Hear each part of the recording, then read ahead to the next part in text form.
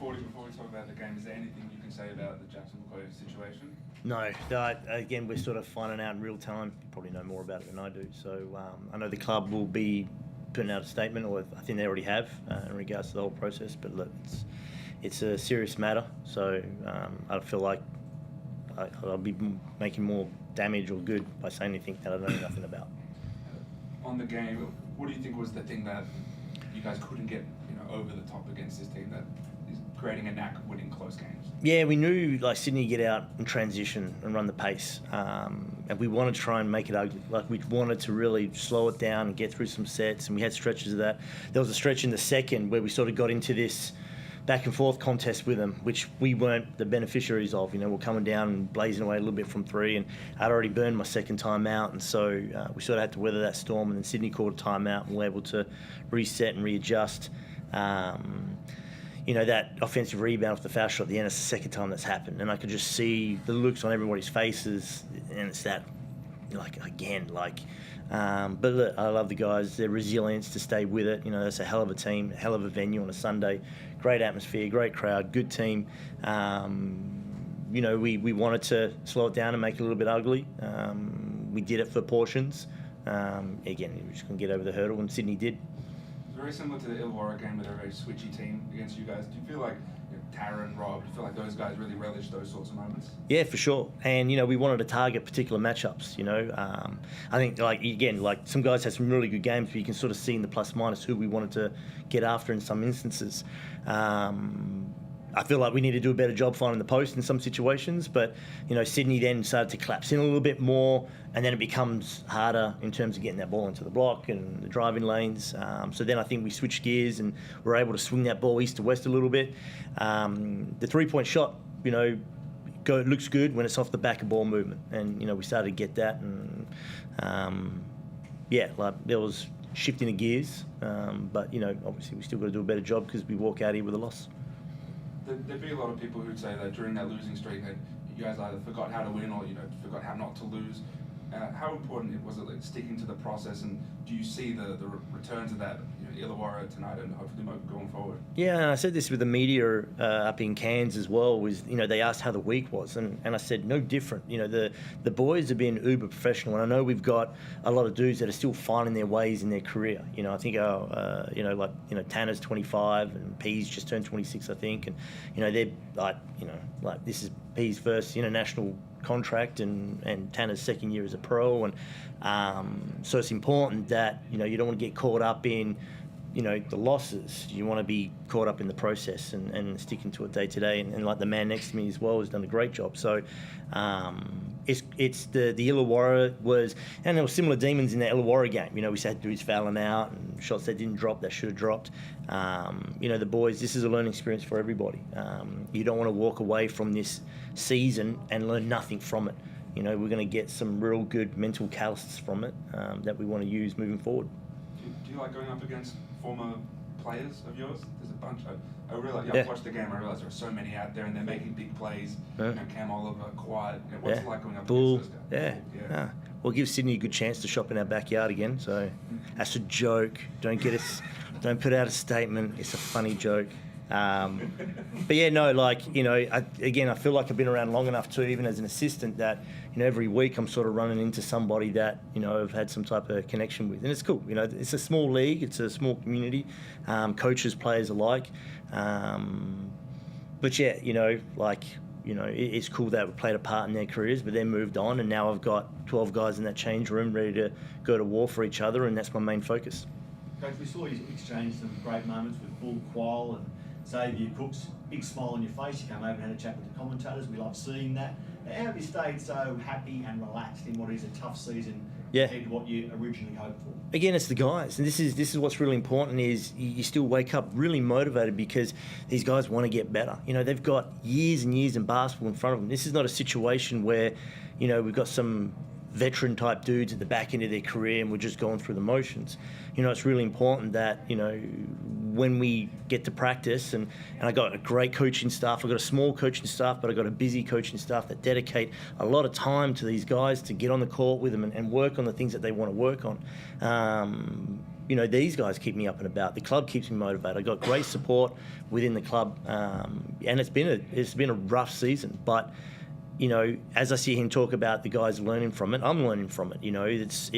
I reflect back to a conversation I remember having with Andre Lamanis way back, and he said, the weight of losses always mean more earlier on in your season. And he was telling me, he goes, the first year I coached the New Zealand Breakers, he goes, I lost 10 in a row. You know what happened the next season? I said, what? And he goes, I lost 11 in a row. And, he's arguably one of the greatest, Australian coaches in basketball, as there are many.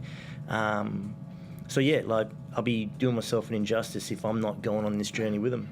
Right beside you was good tonight. Taran Armstrong as well. What do you think we'll see from Taran between now and the end of the season, given what he showed us tonight and the Illawarra game? What are your hopes for him closing out the season? There's and again, I never want to be one to impact someone's opportunity, but I'm fielding a lot of phone calls about two ways and what his work ethic is like and what he's like as a teammate, and there's an exciting prospect that we don't see him next season for a great reason, and like Jack McVeigh, for example, is crushing it over there, and it's a great opportunity, life experience, whatever happens following on that two-way. But I think Taran's done so much to work on that, and I said all the guys have, but yeah, it's kind of cool.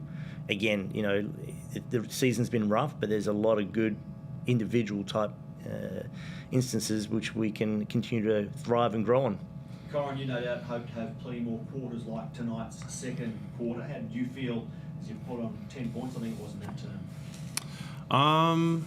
Just going with the flow of the game. Didn't think too much of it. You never want to get caught up too much on one quarter, especially when there's a whole half left to play. And but it was definitely good in the moment, and I know the guys were happy for me. I should have gone back to him. That was one thing, when you're trying to, hindsight's undefeated, and we looked at some of the instances during the game where we felt like some guys got going, and so we kept stretching it out a little bit more. But, the good thing is we've got 5 games in 12 days, so you'll get more opportunity. Without commenting on the matters earlier today, obviously when you see a teammate get led away like that, and it becomes the talk of the day, how hard was it for you as a player to switch on like you normally would for a basketball match? And I don't mean to shut you off. We just don't have the information, so I just don't want to touch on it. I know there are questions in regards to getting up for the game, but yeah, I just don't want to touch on it right now.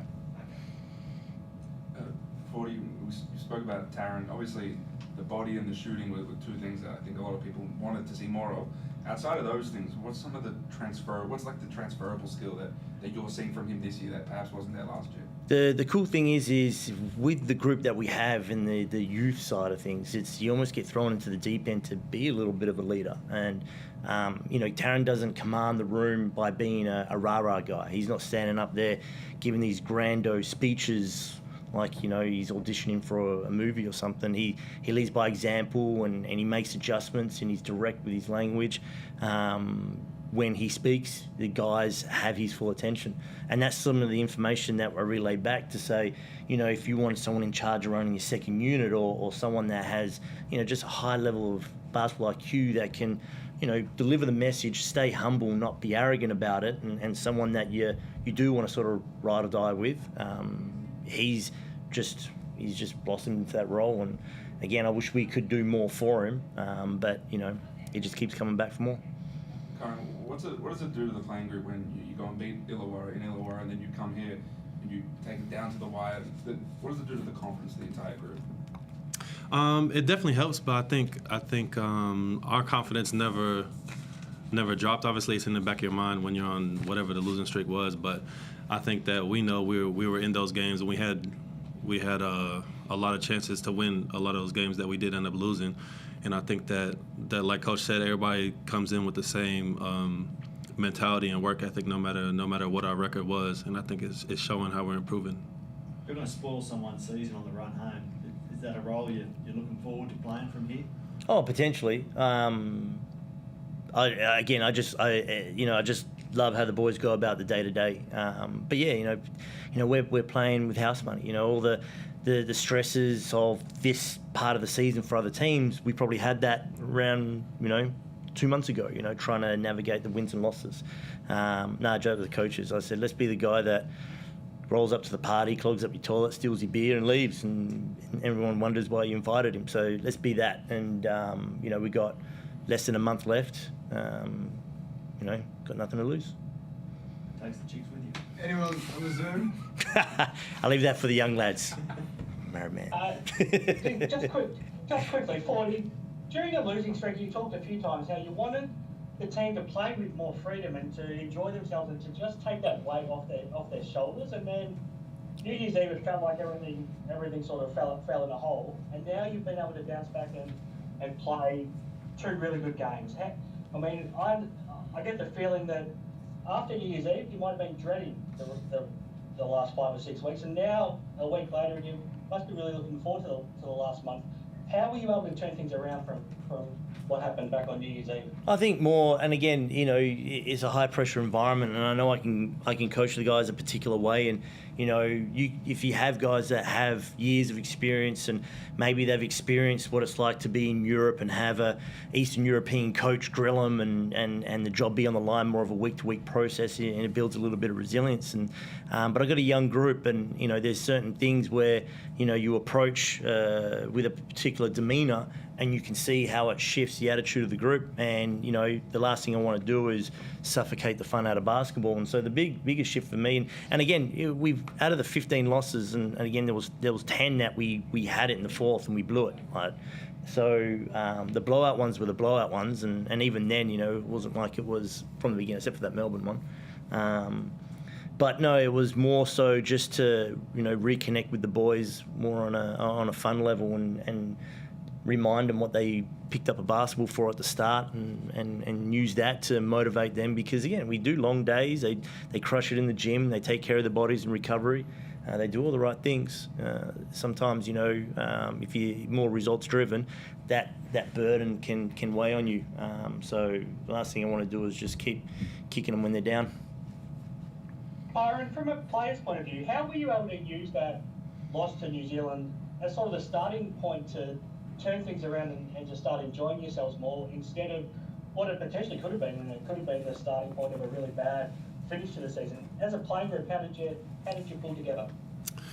Our coach always says, win or lose, we're gonna approach it the same the next day. So I think even the losses before that, no matter what happened in the game, we were coming in the next day and just analyzing the film and figuring out how we can get better as a team and get more towards where we are now. That's all from me. Thanks, guys. Beautiful. You good? Thank you. Tuesday. Thanks, guys. Appreciate it. Thanks, Ron. Well done.